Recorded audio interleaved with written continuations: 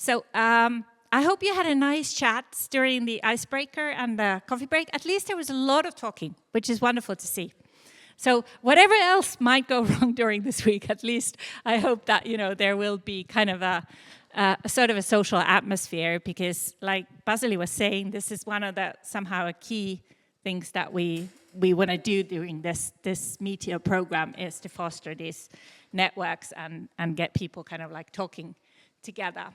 I'm going to start with a small kind of raise hand exercise. How many of you have had any experience in mentoring? How many have you participated as mentees in anything?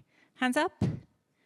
Yeah, quite a few, yes. What about mentors? Has anybody been participating as mentors? Few of those as well, yeah. Have you had experience in like, how many has had experiences in like one-on-one mentoring?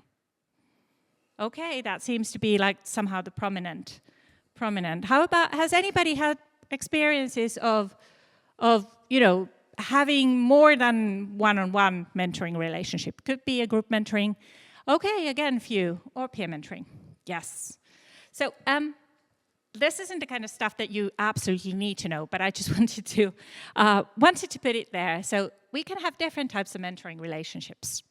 Mentoring is often somehow about support. It's about supporting each other. It can be a one-on-one arrangement. That's quite typical.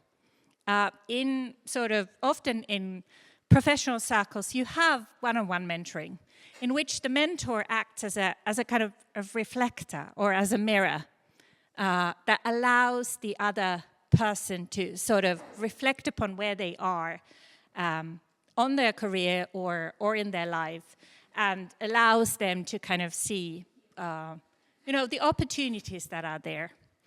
I like to think of mentors as somebody who allows us to reflect upon ourselves. Mentoring can be organized also in kind of like, a group mentoring, where there is typically somebody who is more senior, somebody who's more experienced, and then, is mentoring a group of somewhat more junior colleagues. In this program, what we have is what we think of as peer mentoring. So the idea is that we have peers who support each other, who allow each other to reflect, who can reflect as a group, who can learn from each other. So in the METEOR, we don't think of these peer mentoring groups that we've heard so far a little bit about, either in advance before you even came here, or in Basili's talk. We think of these groups as one of the sort of most fundamental structures around which this whole program is built. It's a peer support network. That is the idea that we have for mentoring. In our peer mentoring groups, you are more or less in a similar career stage. Some of you are PhD students, some of you may be quite recent postdocs, but all of you are kind of like in those early stages of your career, be it academic career or non-academic career, like Basili was saying. But it's sort of a group of more or less people in similar sorts of situations. And the idea is that in that kind of a group, you can best kind of offer each other support. The groups foster collaborative environment. You will also have mentors with you on this kind of like a journey, but the role of the mentors is somewhat smaller perhaps, and certainly is not supposed to be hierarchical. So the idea is that we have mutual supportive relationships in these peer mentoring groups. You don't have to remember, like this is content that you don't have to remember so closely. You will receive all the slides afterwards, but this isn't kind of stuff that you'd need to take notes on. We have quite small groups. We have 5 or 6 people in the peer mentoring groups in the METEOR. And this meeting is the first time you're going to meet your peer mentoring group. And you will be meeting them throughout this about 15 months that the whole program will last. We have kept the group size quite small from a practical perspective, because then as you meet each other online during the next year and a bit, you know, it's just easier to arrange meetings when the group size is relatively concise. But there's also kind of like perhaps a more purposeful reason that we think that kind of a smaller group allows you to foster kind of reciprocal and trust-based relationships in that group. You will also notice, if you've looked at your group composition, that all the groups are very kind of like international and interdisciplinary. And we got some questions about this in advance. We had some people who were worried that maybe there won't be anybody else from their discipline in that group. What if it's just me and then all the others are from some other discipline that's very far from mine? And I said, well, that's the point. This is the point, because in this program we have purposefully put you together in groups that are international and interdisciplinary. That is the foundation of the METEOR program. In some other mentoring programs or arrangements, they are disciplinary. And those are very valuable as well, because it allows you to understand how your discipline works, how the career markets, for example, labor markets in your specific discipline work. What are the sort of, sometimes even ontological and epistemological questions that guide the understanding of what counts as a knowledge in a particular discipline, and how can you grow as a researcher in that discipline.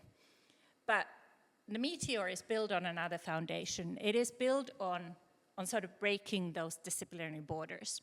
And during this week, you will notice that there are quite a lot of exercises that will try to get you out of your disciplinary box and out of your national box as well.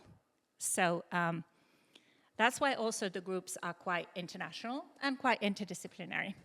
It's not always perfect, because of course we have had to take into account, we've had to move some people from one group to another in the weeks running up to the academy. So maybe the idea that we had at the beginning has changed slightly for some of these groups, because some people had to change academies for personal reasons at quite a short notice. So, but by and large, we have tried to make these groups international and interdisciplinary, so that it allows you to see something else that's beyond your institution, beyond kind of like, you know, conventions of doing research in your own context and in your own discipline.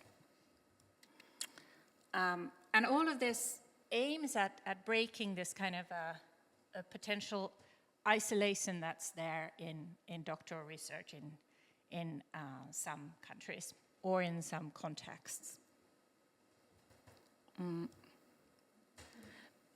But I'm going to repeat this once more, because I think this is really important, that it is about kind of like the idea in this program and in these groups is to kind of, for you to support each other. You are the key group, the key function, the key structure of the whole program. And you're there to kind of work together, to support each other, to broaden your horizons. Without these peer mentoring groups, I don't think that METEOR would look similar. I think it would be something completely different if we didn't have this idea that you will be in your peer mentoring groups throughout these 15 or so months. You will probably encounter challenges.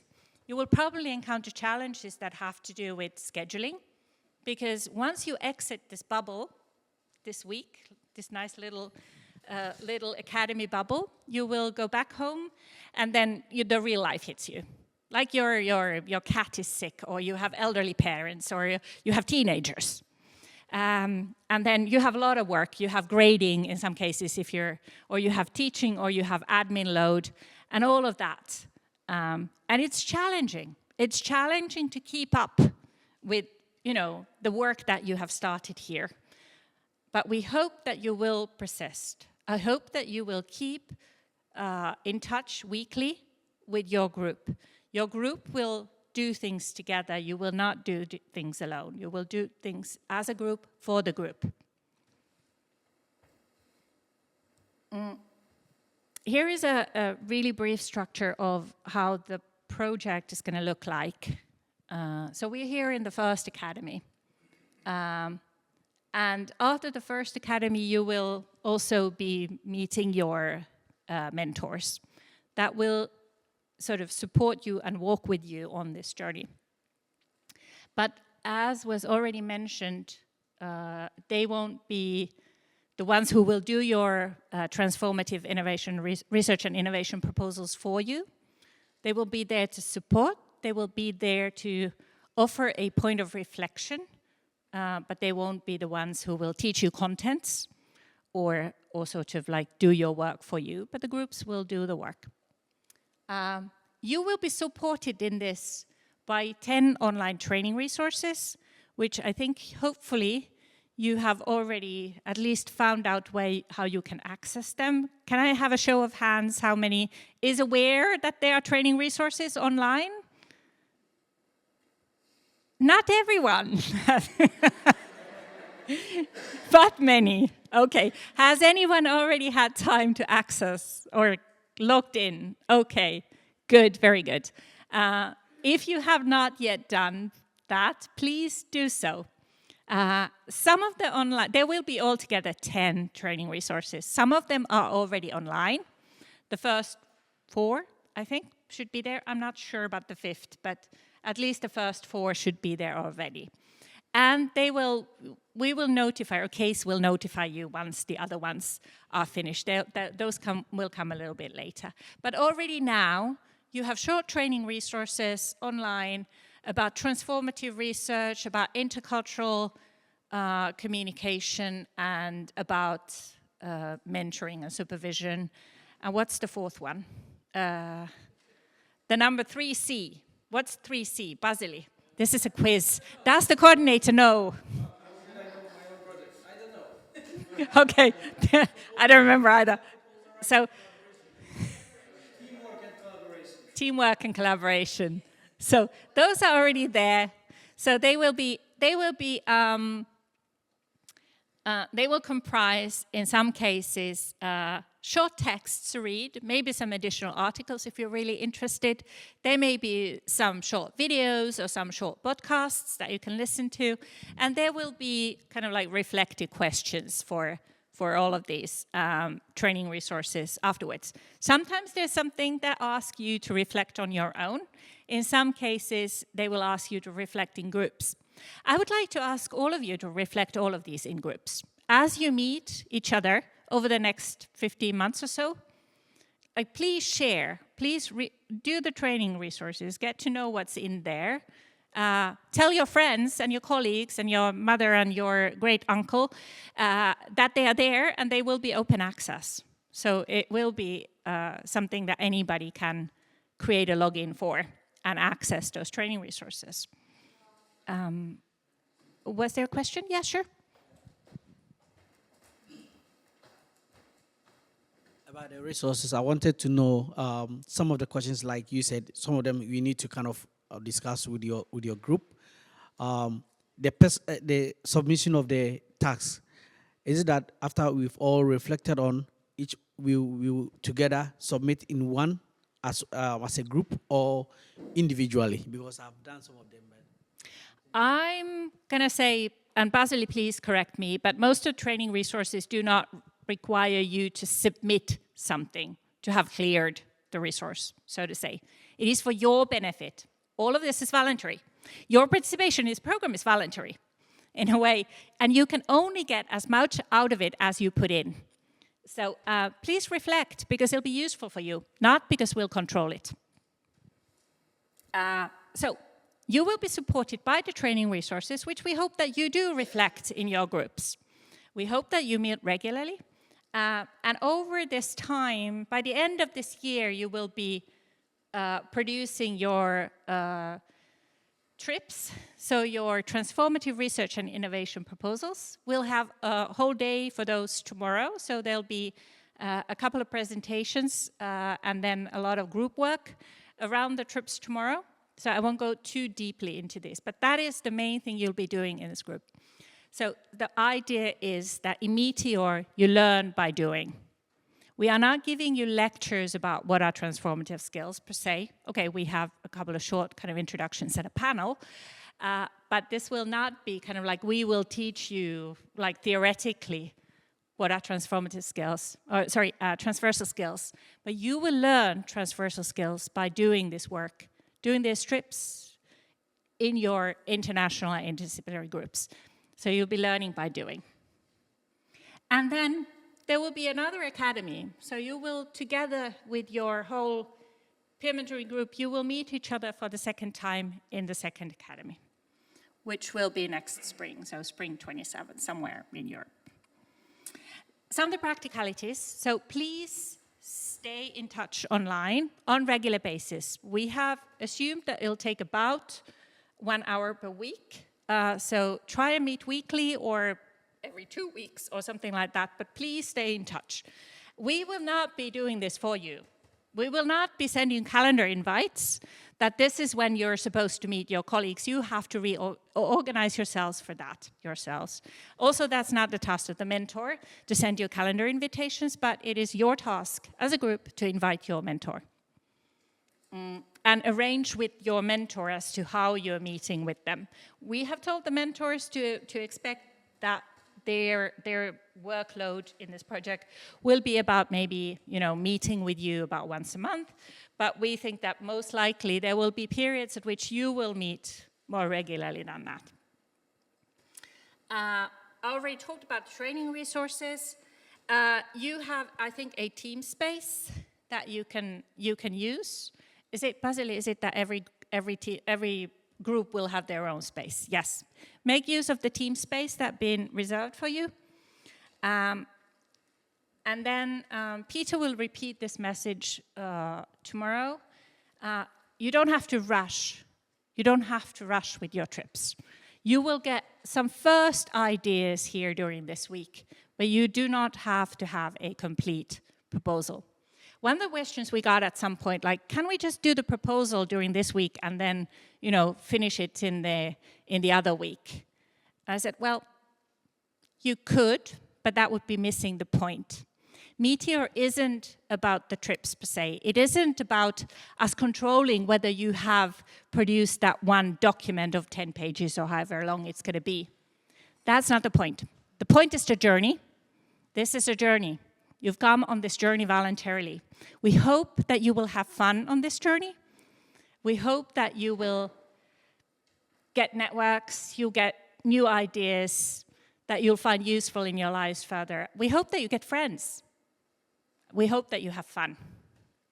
So remember, this is a journey. This isn't about ticking boxes of I've done that, I've done that, I've done that, I've done that. You get only as much as you put in.